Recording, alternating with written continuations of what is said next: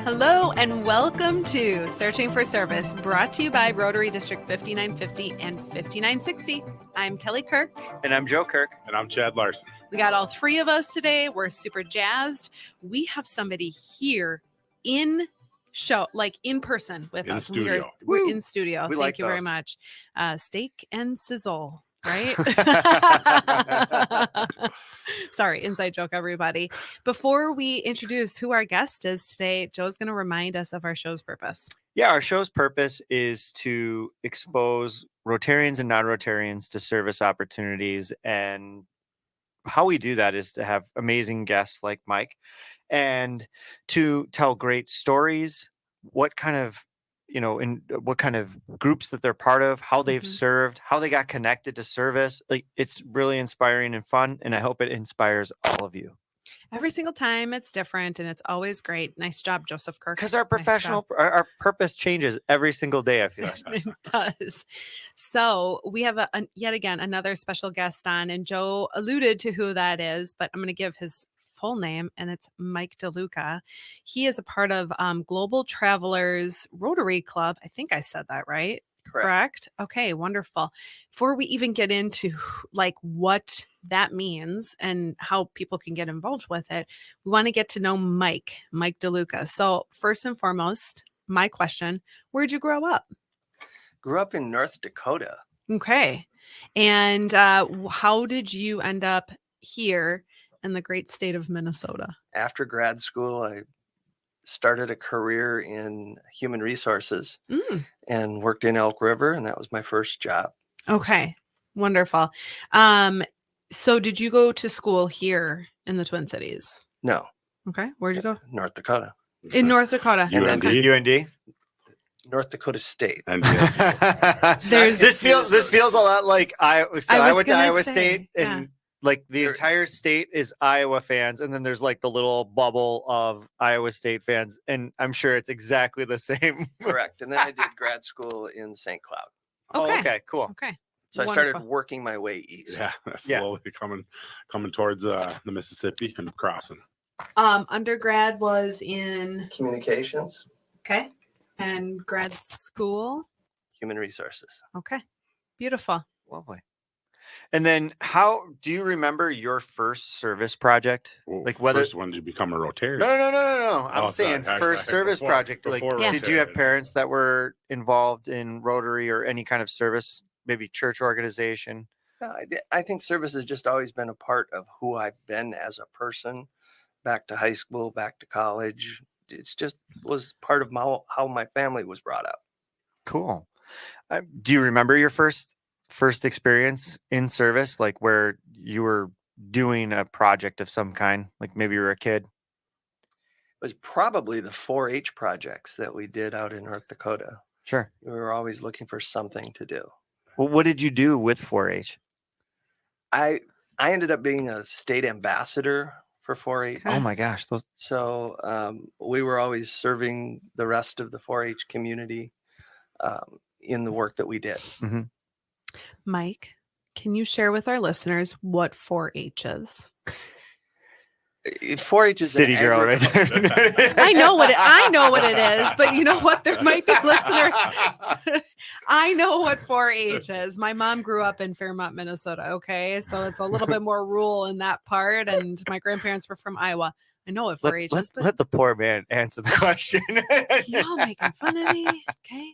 It's an organization, an agricultural organization where students, small ones to college age, are involved in agricultural service and going to fairs, going to other activities and things. So. Okay. Very cool. Very nice. Rotary, how did you get there? Well, it was an interesting story. Our son, my wife and I have 3 sons, and our middle son decided he wanted to be a youth exchange student. Came back one day and said, "Mom, Dad, I want to be a youth exchange." We had no idea what youth exchange was or Rotary was. We said, well, if you want to do that, he was a high school sophomore at the time. You want to do it? Figure it out. And he did. So we were introduced to youth exchange. He became a youth student, spent his junior year of high school in South Africa Oh, cool location. Okay. about 16 years ago. And that was Okay. really the first introduction we had to Rotary. Both my wife, Melanie, and I joined Rotary after that time. She started first. I Okay. came along after her. Hmm. We joined a community-based club, and then Eric did his year of youth exchange. We then became very involved with the North Star Youth Exchange program, Cool. and then formed our Global Travelers Club a few years ago. Yeah, and we've had, who did we have on with the North Star Youth Exchange? I'm if I totally looked blank. back- I'm totally blanking the Yeah. name, but we've done a show on. Mhm. Jackie and Eric and I think Elaine have all been a part of the show. Okay. Yep. Yep. Yeah. Yeah. Well, we're over 50 I was episodes just in. I'm gonna like, say God, it's all we've blurring had together. quite a few guests on, and so I like memory. My short-term memory is like the last few that were.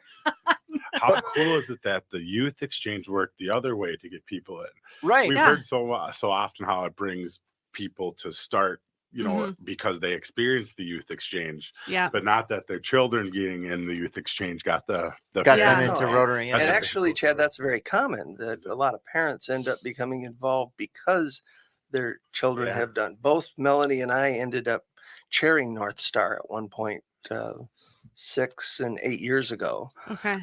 So it's been a story. In fact, we're both still involved with North Star Yeah. because once you get youth exchange in your blood, it's really hard to get it out of.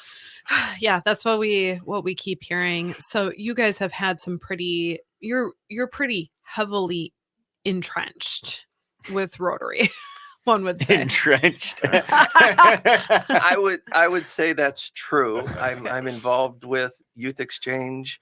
I'm president-elect of the North American Youth Exchange, which is the network of all districts in North America, Mexico, Canada, and the U.S. There's about 120 districts. Oh, wow. So that's coming up in the next few years. And I'm one of the assistant governors Okay. in the district. Very So cool. yes, we're both heavily involved. Okay. So, Yeah. have you hosted then obviously being involved with it a lot? We hosted a young lady from the Faroe Islands. And at the time, I got to Interesting tell you, I'm not locations. even Yeah. sure I knew where the Faroe I Islands was going to ask that question. Where is I- it? Yeah. I Is feel it like I know geography fairly well. Draw a South line of Africa? between Greenland and Oh, that was Europe, rough. and about halfway in the middle, there's an island. Oh, wow. So Faroe Islands. way off. 50,000 people. 50,000. That was going to be my next question. Wow. You've had two of the most unique locations. Like everybody that we've talked to, it's like Spain. It's been Couple Eastern. Eastern European, very kind of more. Hey, let's go to Europe. So that's kind of cool to hear some of the different locations Islands. other than that. Still Europe, but I mean, yeah. just a long ways away. Well, and when Eric selected where he wanted to go or was assigned to that, we think he wanted to get as far away from us as he could, which South Africa was. Uh-huh. And that was shortly after apartheid. So it was a interesting time and place to send your son to, but he came back a completely different person. Oh, Matured, I bet. Mm-hmm. very Yeah. much different. Well, I mean the impact, right? What they see that is just so uniquely different than what we experience here in the United States is obviously going to be super impactful for them. well, and Julie on Wednesday shared, if all students were youth To exchange do youth students, there'd be exchange, no wars. there would be We'd all figure it out. world peace is what she said. Yeah. So So, That very is true. yeah. Well, so Global Travelers, tell us a little bit more how you got involved there. Well, during the pandemic, we decided we wanted to start a new club and do a virtual only club. There hadn't been very many of those in the district. And in fact, worldwide, there are not that many virtual only clubs. There's a lot of clubs that will be a hybrid model, which will be meet in person and have a virtual component. But we decided to make it completely virtual. Yeah. Just do something Just lean totally right out of into the it. box. And during the pandemic, it wasn't real hard to do that because everybody was doing it. People got real comfortable with virtual. Yes, So we got very good at how to run Zoom meetings, how to involve people, how to engage people in Zoom activities, and that has blossomed. We've moved our club from 24 people when we chartered all the way up to almost 100 right now. Wow. And I'd like to share that our club has grown. We have a 2-to-1 female to male ratio. Our giving has quadrupled, and our member engagement is off the roof. And tell me another Rotary club in the world that can say those things. Mm-hmm. And we're getting younger. Interesting. Well, and those are all the core metrics that we're really looking for out of our clubs as as we continue to adapt and grow to a new world. And and what I'm excited as we kind of come out of this segment is maybe some of the things that you've learned through the Global Travelers that can be applicable to other clubs. Sure. Yeah, I think it's the diversity, having more women, and then the growth that's incredible. That's we haven't heard that from a lot of clubs or people we've met with yet. You can watch the clock anytime. I am watching it. I was just waiting for Chad to wrap up and hear the music too. So as a reminder, you are listening to Searching for Service. I'm Kelly Kirk. I'm Joe Kirk. And I'm Chad Larson. We'll be back.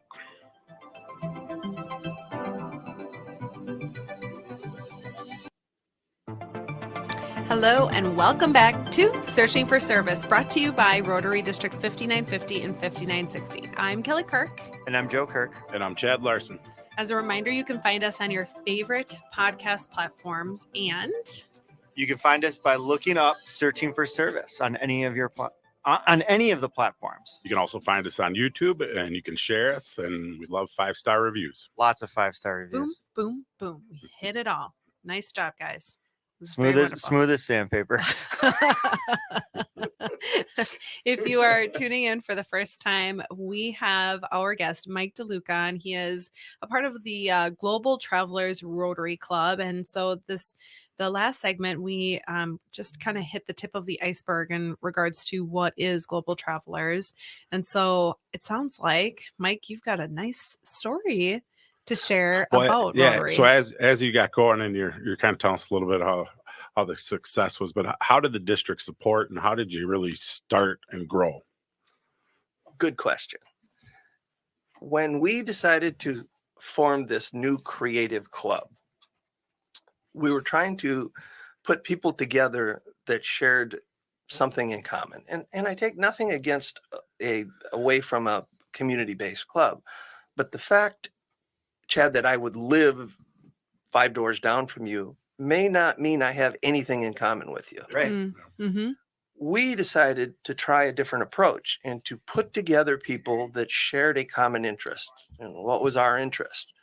We wanted to travel internationally, serve people, meet other Rotarians, and have fun. Those are our 4 basic platforms that we have.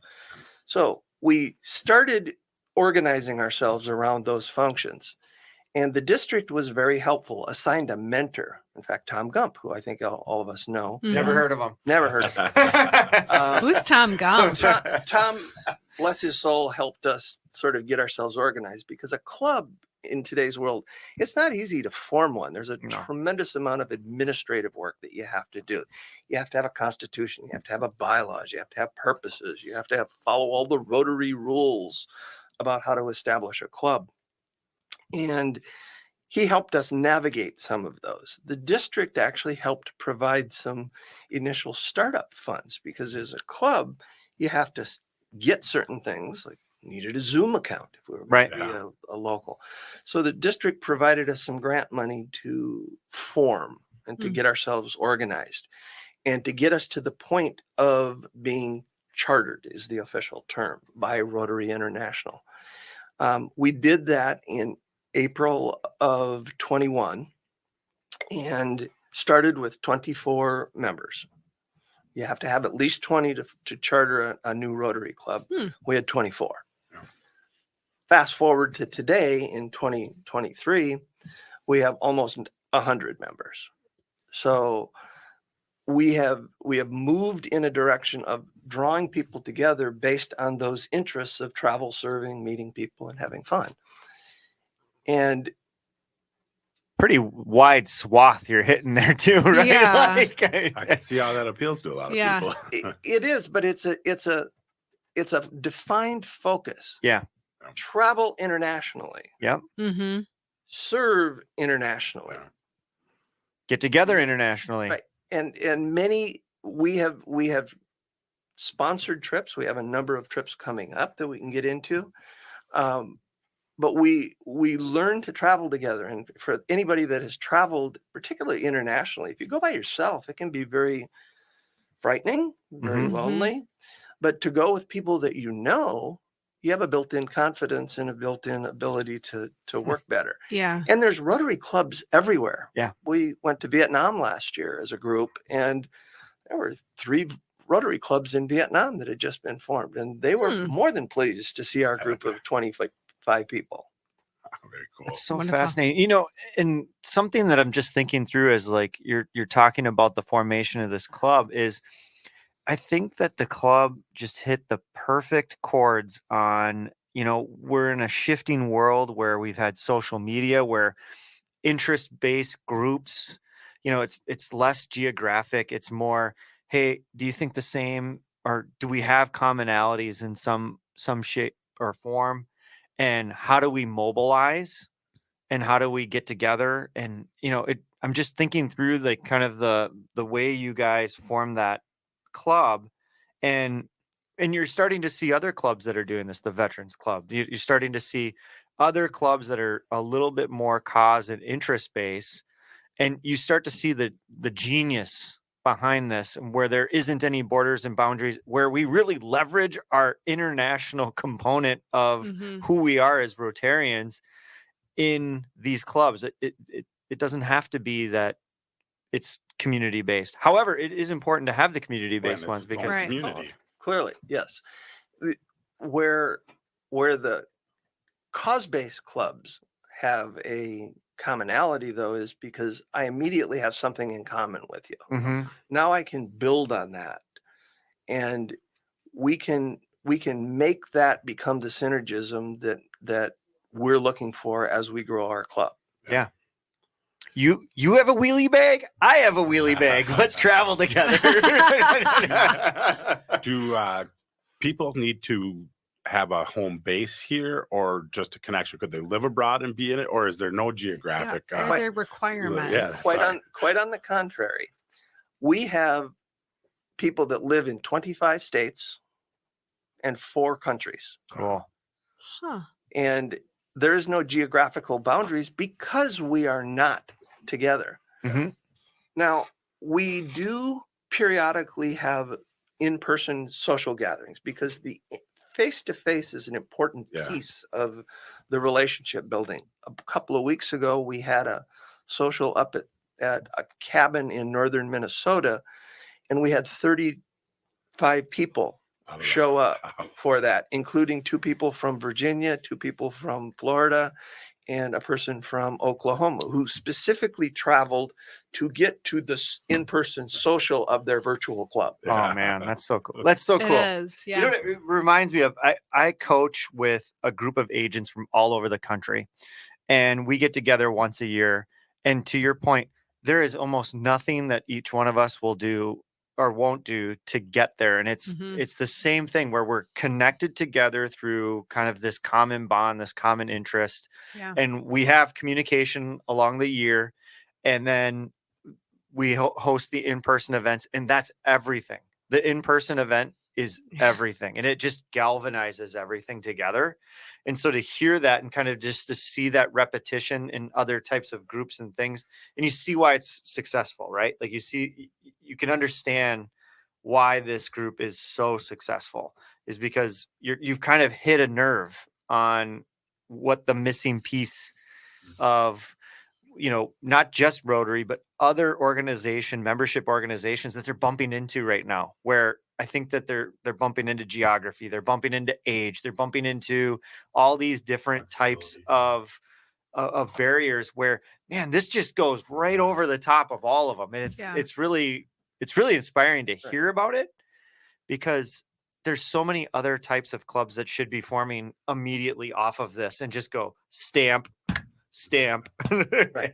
And we have found that any time 2 or more Rotarians get together, we're gonna gather. Mm-hmm. If we go to the district conference, anybody that's affiliated with Global Travelers will have a little session. When we were out at the Youth Exchange Conference last year in DC, we had 25 people that were, keep in mind, a lot of the Global Travelers have a youth exchange background because of the international connection. So we got together, each of the Rotary conferences, the conventions that are coming up in Singapore and in Calgary. We are having a gathering. Last year in Australia, we had 12 people that were there, and they all had lunch together. That's cool. So when 2 or more are gathered, we will get together. Yeah. That's so cool. It's just so cool hearing about that. How did you help spread the word about this new club that was coming to fruition? And then, I'm curious about how did you grow? How it grew so rapidly.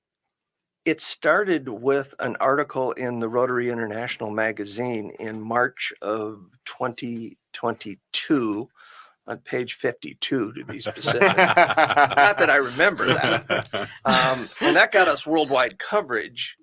We also have a very robust marketing effort through social media. Or is it now just called social, I think, isn't it? Who knows? I don't know. They change it every day. Right. So we have a very good website. We have Facebook presence. We have other social media processes too. Okay. And by the way, I'll add the website to the description when we post the podcast, so you can check it out. Right. It's very easy. RotaryGlobalTravelers.com. Brilliant. I'll still add it, but you should be able to remember that. Very true. Well, we got just a couple, we got about 1 more minute before we go into break. And, just have you had other organizations reach out to you guys for inspiration based on your guys' success? We have. And in fact, I have spoke probably 5-6 times around the country. I'll get a random call sometime from a club in Virginia who heard about us through something and just wants to hear our story. So we do those virtually, and we're more than happy to do that. We have a team of folks that will come and do in-person presentations. We were at the Minnetonka Club a couple of weeks ago and shared our story. And interesting, every time we do that, you'll find somebody that will go, gosh, could I hear a little more about your club, and could I come visit you? Yeah, absolutely. Yeah. Right. I mean, just even the couple segments that we've had with you now, I'm like, man, this is amazing. I understand why cause-based clubs are the globetrotter really before cool. I know it, Mike. That's right. Well, we're going to learn more about this in the upcoming segments. But in the meantime, you are listening to Searching for Service. I'm Kelly Kirk. I'm Joe Kirk. And I'm Chad Larson. We'll be back.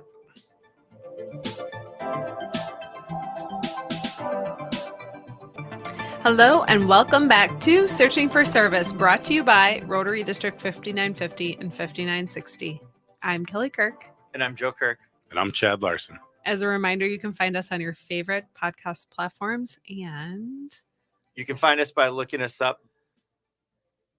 Searching for service. So looking up Searching for Service. We're on YouTube. You can find us there, and love if you share, like, and give us 5-star reviews. 5-star reviews. The next segment intro will be so much better. If you're tuning in for the first time, we have Mike Deluca on, who is he is a part of the Global Travelers Rotary Club. We're happy to have you on. Thank you. Yeah, Mike, let's talk about how your club serves, because with people being in different locations, it's perceived to be difficult, because how do you get people together, and how do you do it, but it sounds like you guys make it easy. Well, it is. And service is really the whole ballgame. It's why we exist. It's at the heart of who we are as Rotarians. So if we're going to come up with a virtual club, we needed to have a virtual model of how we were going to serve. We do emphasize international service. So that's at the core of what we do, but it doesn't mean that the service has to be done internationally.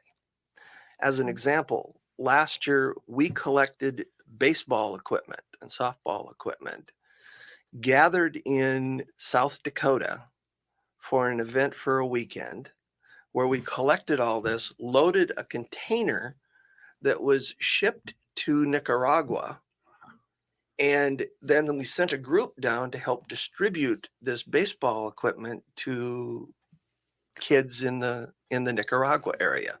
Huh. That is serving the needs there. Yet we did it locally. Yeah. Last year we had a campaign where we collected, of all things, new underwear. We did not have used underwear, but new underwear, and it was shipped to a deaf school in Haiti.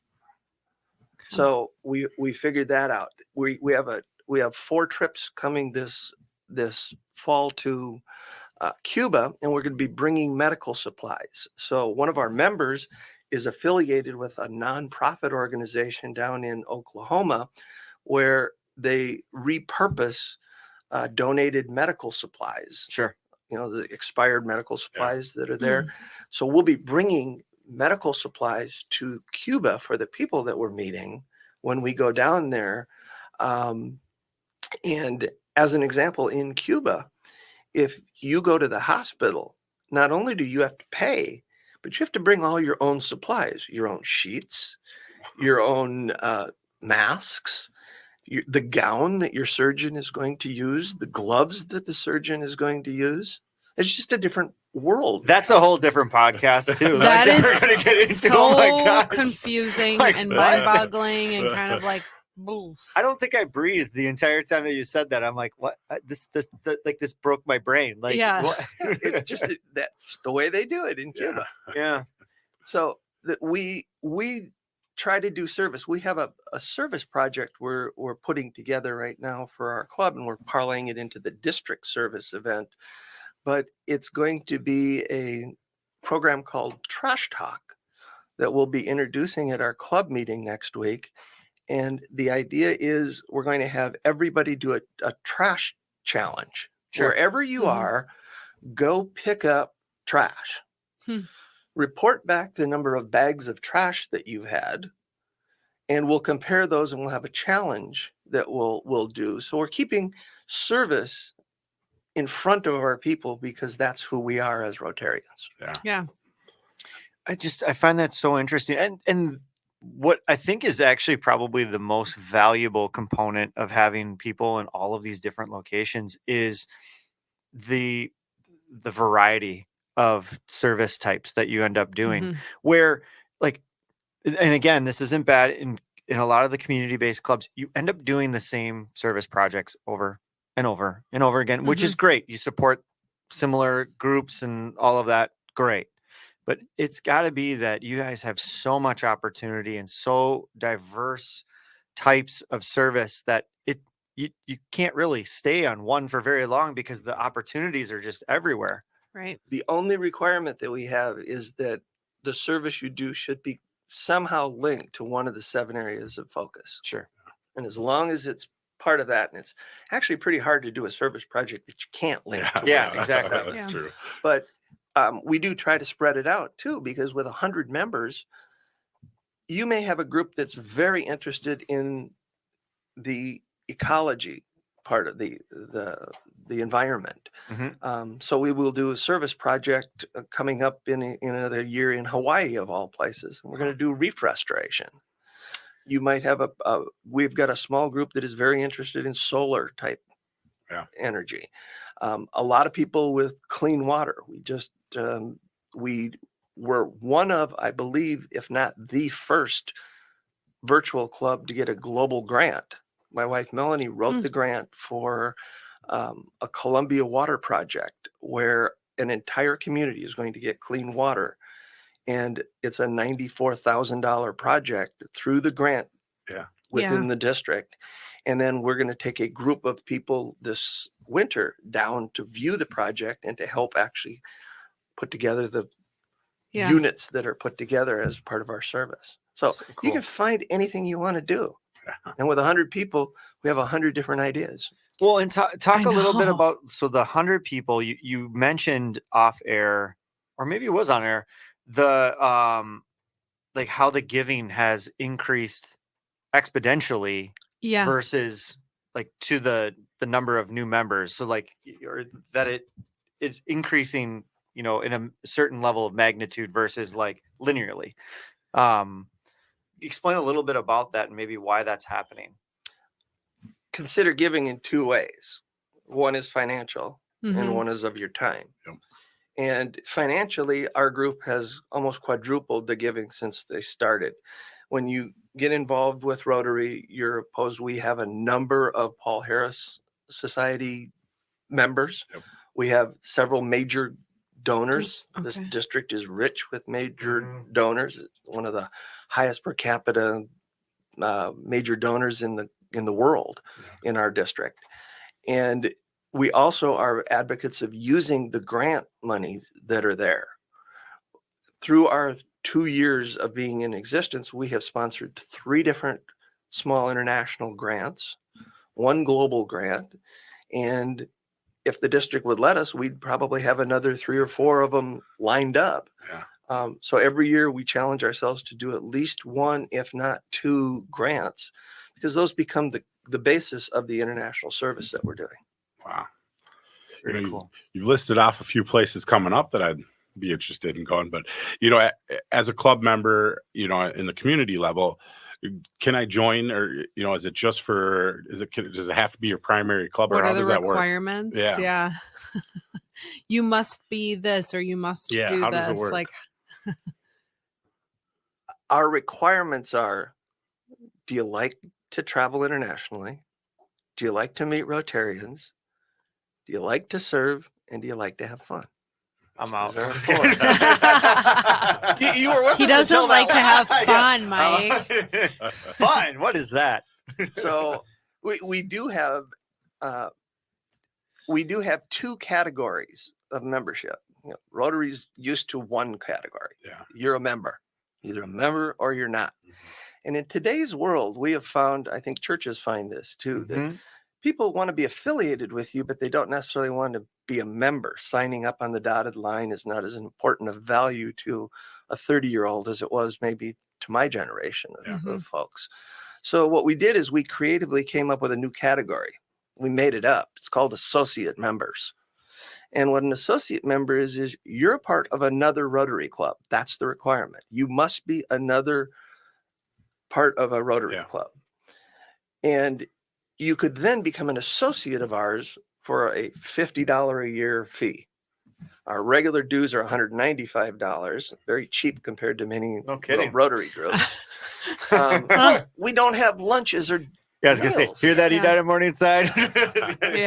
Well, we have some clubs that are $1,500 a year, and that's just not going to be inclusive to people.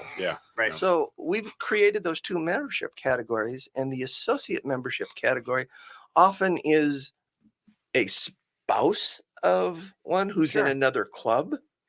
And by having associate members, about half of our group is associate members. I look at it this way. I have 100 people that are affiliated with our group. And some may say, well, that's your N number. No, my N number is 800. And the reason is I have a member who's in Edina Morningside. They're an associate with us. I have the entire membership of Edina that I can count as part of what we're doing. So when we're doing service projects, we'll go to them. We'll ask for help. We'll support their service project in return. So all of a sudden, I have 800 people, and it's not just in Minneapolis. It's in 25 states and 4 countries. Literally, just what I was thinking is like you've got that the branch reach across a ton of states. So that's cool. Now I'm curious who it is. Well, no, it's so funny because one of the feedbacks that I've figured out with Rotary is it's so great at diffusing down to its club level, and sometimes it's tougher to get up the ladder. And so when you can go across at the club level, like that's when you start to be able to connect up the ladder really quickly, because all of those connections amongst all the clubs, it's so fascinating to see how that you kind of hacked that that obstacle. Collaboration of clubs is key. Yeah. I love that. That's so good. And I hope we talk a little bit more about that in the next segment, because I think the collaboration component is really important. Well, let's plan to do that then. As a reminder, you are listening to Searching for Service. I'm Kelly Kirk. I'm Joe Kirk. And I'm Chad Larson. We'll be back. Hello and welcome back to Searching for Service, brought to you by Rotary District 5950 and 5960. I'm Kelly Kirk. I'm Joe Kirk. And I'm Chad Larson. You can find us by looking up Searching by Service on any of your favorite podcasting platforms, and you can find us on YouTube doing the same thing. We also love those 5-star reviews. Awesome. Give us the gold. Mike, thanks so much for the next 5-star review.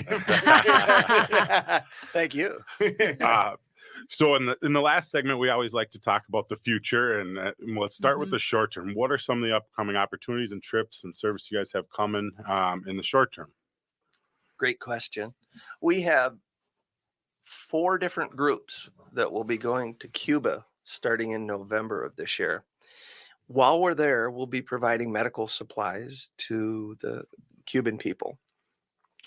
We have a group going to Guatemala in late January, where they're going to be doing some service work.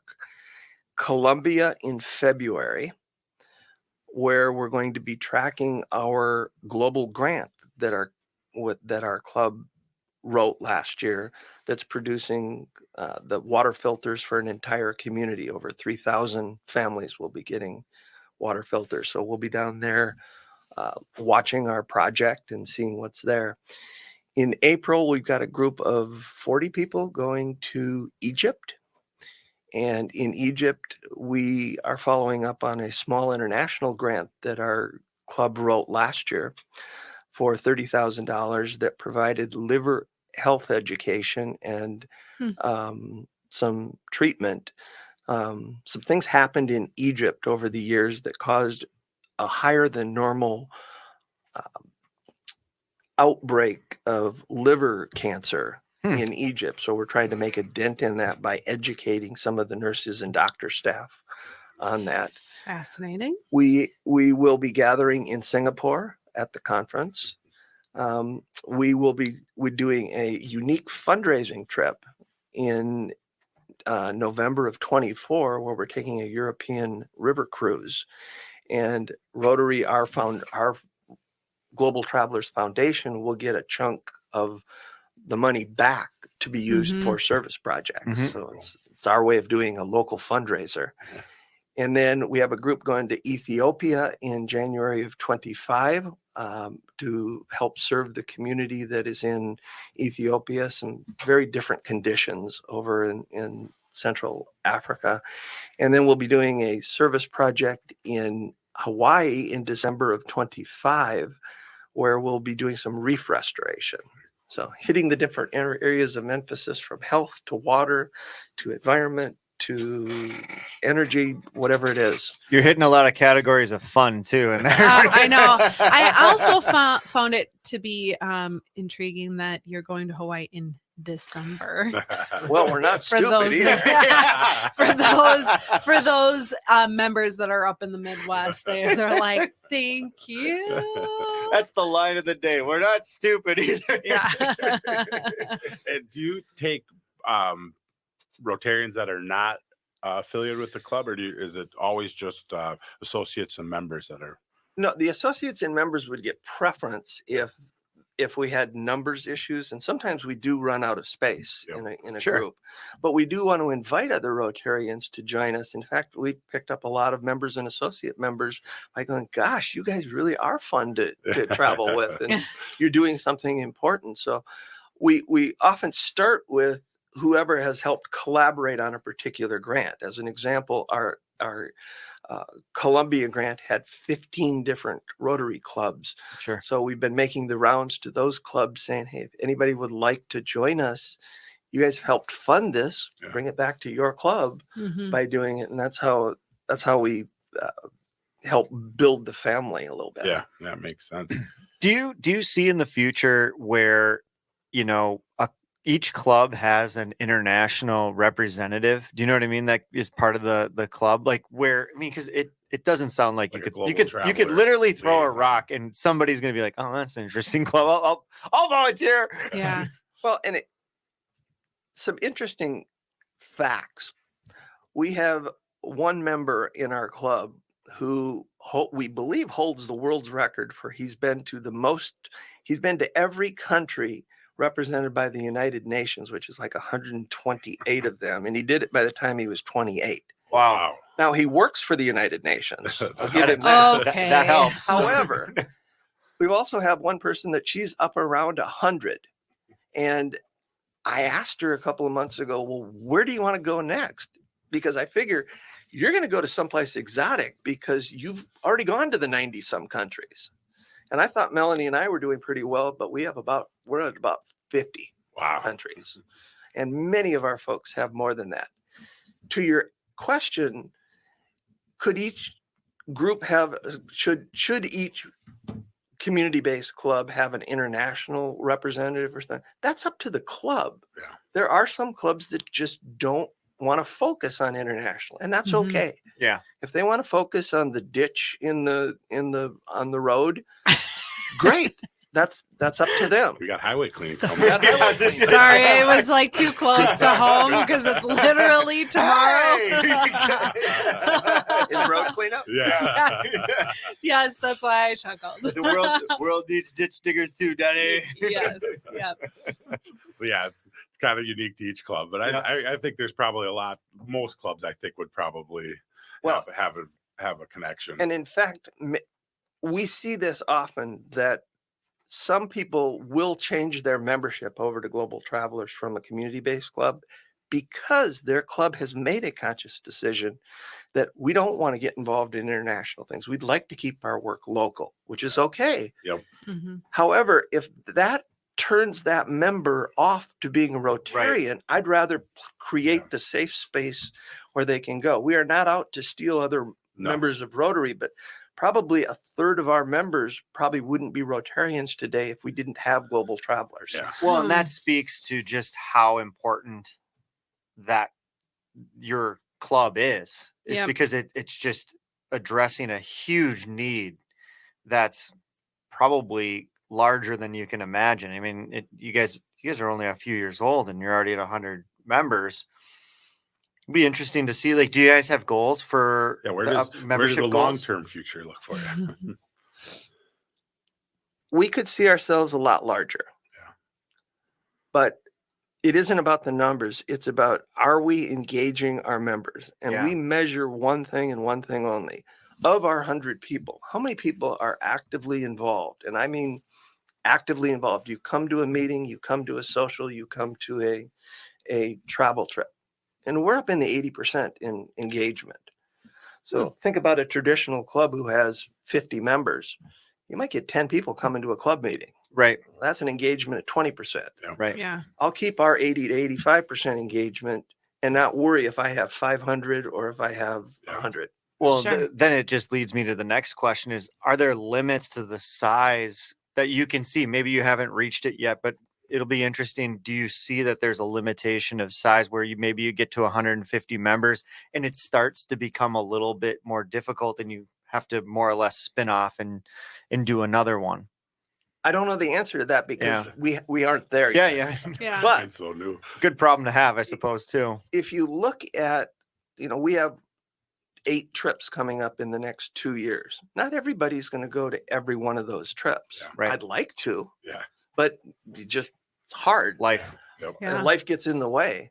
But when you have 100 or 200 people, you could almost, to the point you made earlier, you could throw a dart at a map and say, we're going to go to that country and do a service project and meet the Rotarians in there. And I'll almost guarantee I'd get 10, 15 people that would go there. Yeah, for sure. Right. I mean, So why wouldn't we want to continue that and just build our infrastructure around how to create these engagement opportunities for everybody, whether they be the socials, whether they be events, whether they be a travel trip someplace, and meeting the Rotarians. We are gaining worldwide recognition. That Rotary article didn't hurt.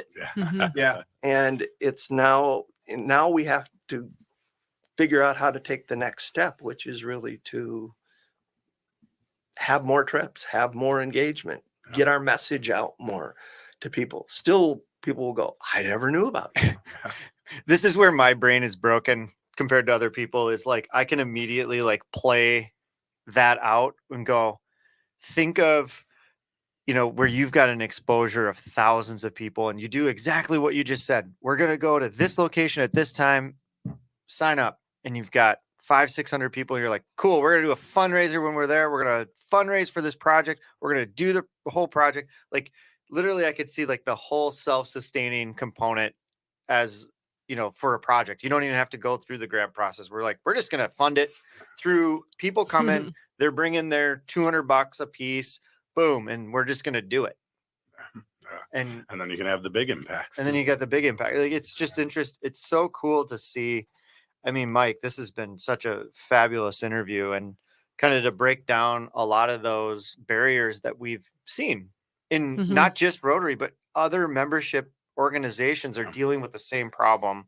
I think what I like about having you on and doing this interview with you is that it really it provides an alternative opportunity for somebody who would want to get involved. They want to do service in some way, shape, or form.